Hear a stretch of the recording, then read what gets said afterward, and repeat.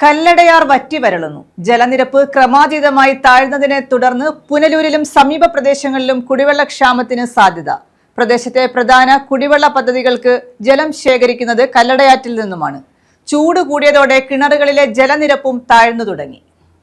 കടുത്ത വേനൽ മലനാടിനെയും ചുട്ടുപൊള്ളിക്കുകയാണ്. പുനലൂരിന്റെ ജീവനാഡിയായ കല്ലടയാറും വേനലിൽ വറ്റിവരളുന്ന സ്ഥിതിയിലാണ്. കഴിഞ്ഞ ആഴ്ചകളായി അനുഭവപ്പെടുന്ന ഉയർന്ന താപനിലയിൽ കല്ലടയാറ്റിലെ ജലനിരപ്പ് ക്രമാതീതമായി താഴ്ന്നു തുടങ്ങി. ഇതാകട്ടെ നഗരസഭയിലും സമീപ പ്രദേശങ്ങളിലും ജലക്ഷാമമുണ്ടാകുമോ എന്ന കടുത്ത ആശങ്കയ്ക്കും കാരണമായിട്ടുണ്ട്. നഗരസഭയിലേക്കും സമീപ പ്രദേശങ്ങളിലേക്കുമുള്ള പ്രധാന കുടിവെള്ള പദ്ധതികളുടെയെല്ലാം പമ്പിംഗ് കല്ലടയാറിനെ ആശ്രയിച്ചാണ് നടക്കുന്നത്. ജലനിരപ്പ് താഴ്ന്നത് ജലക്ഷാമത്തിന്റെ പിടിയിലേക്ക് നാടിനെ അകപ്പെടുത്തും. വേനൽ മഴ ലഭിച്ചില്ലെങ്കിൽ കല്ലടയാറ്റിലും നീരൊഴുക്ക് കുറയാൻ സാധ്യത കൂടുതലാണ്. ഇത് കടുത്ത ജലക്ഷാമത്തിന് വഴിവെക്കും. കല്ലടയാറ്റിൽ ജലനിരപ്പ് കുറഞ്ഞതോടെ തീരപ്രദേശങ്ങളിലെ കിണറുകളിലെ ജലനിരപ്പും ഗണ്യമായി താഴ്ന്നു തുടങ്ങിയിട്ടുണ്ട്.